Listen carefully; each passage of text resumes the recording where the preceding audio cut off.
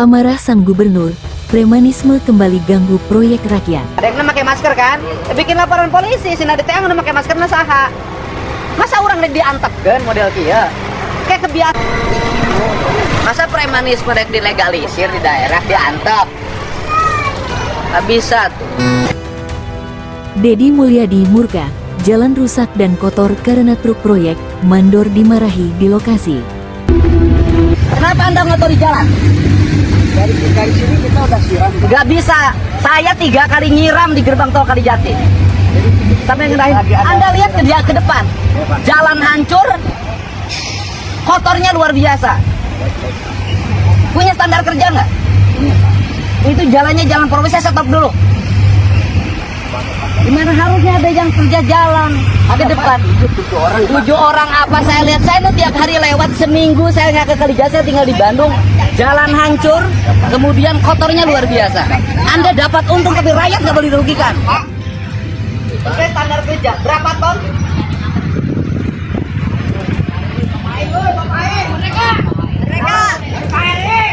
Berapa ton? Sesuai standar kerja nggak saya nanya? Tonasinya sesuai nggak? Lo bukan kurang tahu, Anda yang kirim tanah mereka. Pertanyaannya, tanahnya dikirim kemana? Oke, dijual kan? Ada pajaknya nggak? Berapa? Izin galiannya ada?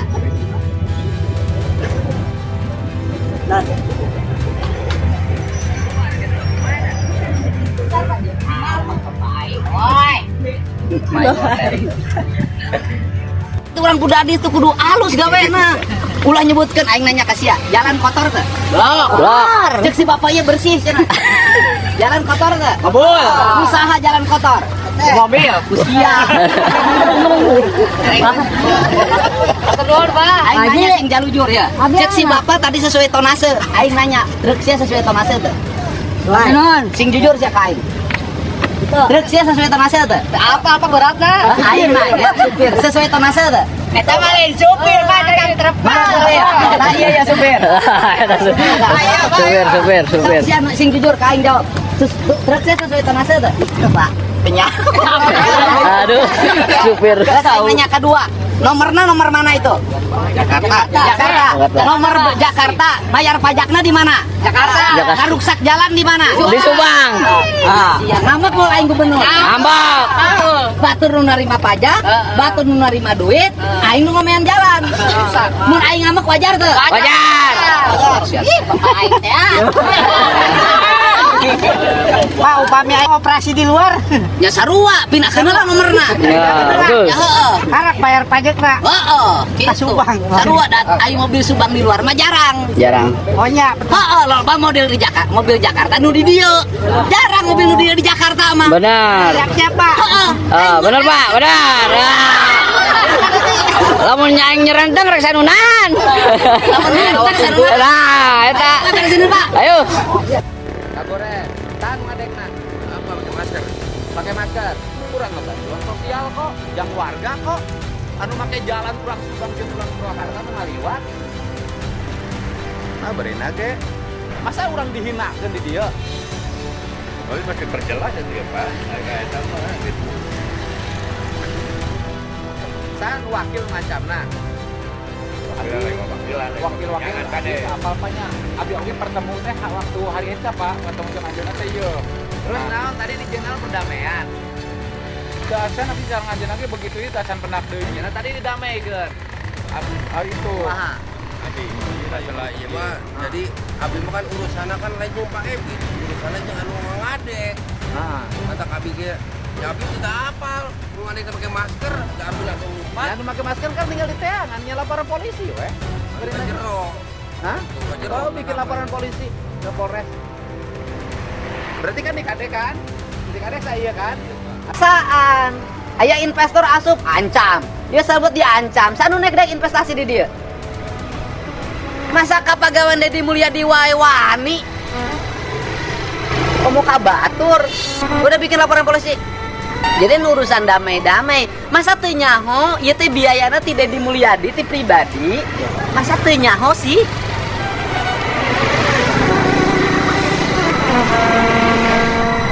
Ayo bapak karena tadi aja pakai bedog.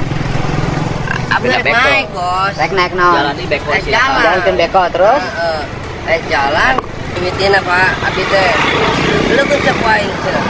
Kodaran ku aing cenah. Gitu pak. Dan itu mah cicing we gitu kan ya. Terus Geus juga teh balik deui uing naik. Lu beko dikadekeun berarti ditutkeun.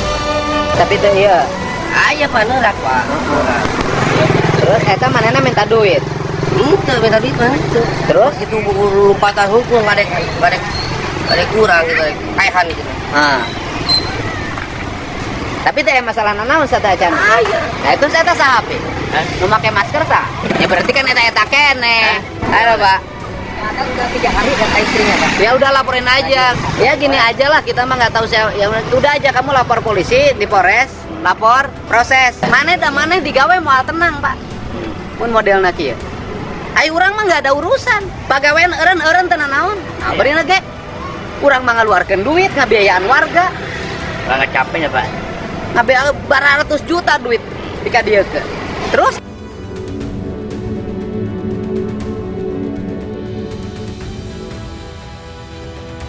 Amarah sang gubernur, premanisme kembali ganggu proyek rakyat. Suasana ruang rapat di Gedung Sate mendadak tegang. Deddy Mulyadi, Gubernur Jawa Barat, terlihat murka saat menerima laporan dari salah satu kepala proyek infrastruktur di Kabupaten Purwakarta. Laporan itu menyebutkan bahwa sekelompok pria tak dikenal, yang diduga bagian dari kelompok preman berkedok ormas, kembali melakukan intimidasi terhadap para pekerja proyek jalan. Tidak hanya mengancam, mereka juga memaksa kontraktor memberikan jatah proyek sebagai syarat kelancaran pembangunan. Sampai kapan masyarakat harus takut? Sampai kapan proyek pemerintah harus dibayangi oleh pungli dan kekerasan?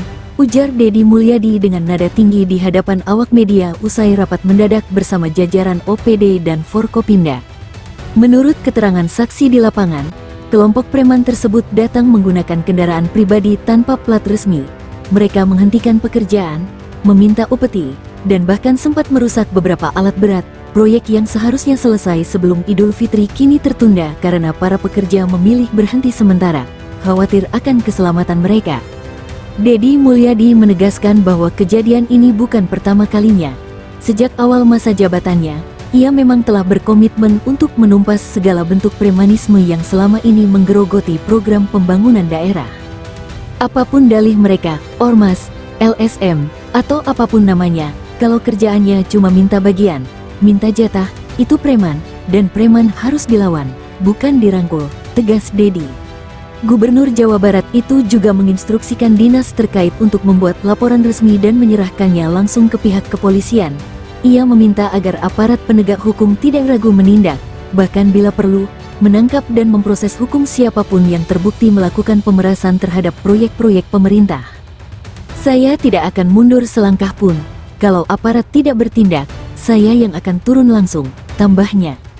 Langkah Deddy ini disambut baik oleh masyarakat dan netizen yang selama ini sudah muak dengan aksi-aksi premanisme. Banyak yang mendukung melalui media sosial dengan tagar-tagar bersihkan Jabar dan tagar stop preman proyek yang mulai trending di Jawa Barat.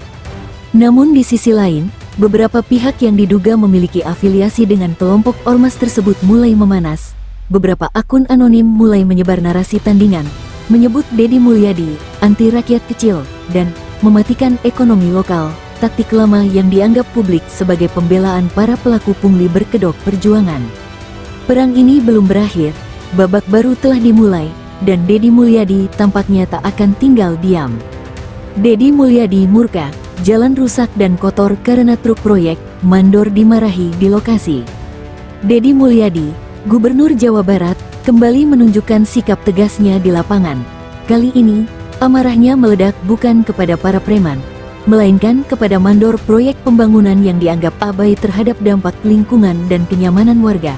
Penyebabnya, truk-truk pengangkut tanah dari proyek pembangunan yang dibiarkan berlalu lalang tanpa penutup dan pembersihan, menyebabkan jalan utama di Kecamatan Bungur Sari menjadi becek, licin, dan rusak berat.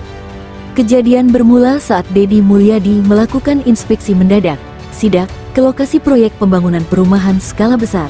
Dalam perjalanan menuju lokasi, kendaraan dinasnya sempat tergelincir akibat lumpur tebal yang menempel di aspal. Melihat kondisi itu, Deddy langsung menghentikan rombongan dan turun langsung dari mobil. Tanpa basa-basi, ia meminta bertemu dengan mandor proyek dan langsung meluapkan kekesalannya di depan para pekerja dan warga yang kebetulan sedang melintas. Kalian kerja cari untung, tapi seenaknya buang lumpur ke jalan, ini jalan rakyat, bukan halaman proyek kalian, ucap Dedi dengan suara lantang. Mandor proyek yang bernama Harry sempat mencoba menjelaskan bahwa truk-truk tanah tersebut sedang dikejar target waktu dan belum sempat dibersihkan.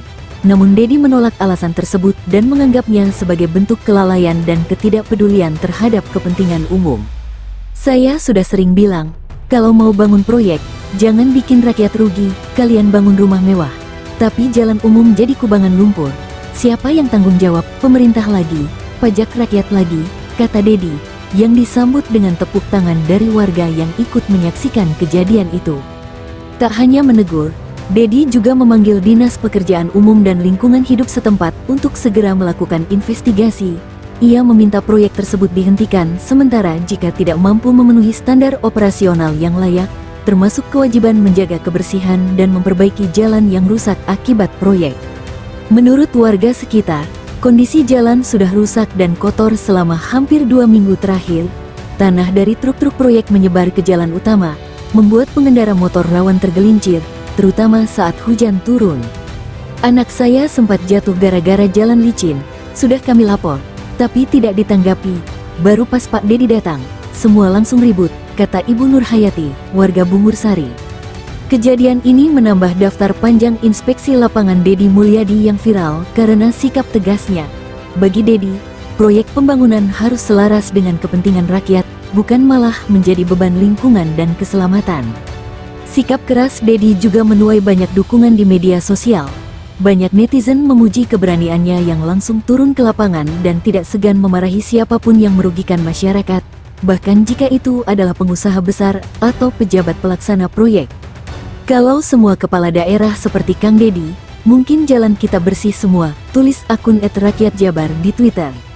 Pihak pengembang proyek, menurut informasi terakhir, telah mengirimkan alat pembersih jalan dan berjanji untuk menambal kerusakan jalan dalam waktu 2 kali 24 jam.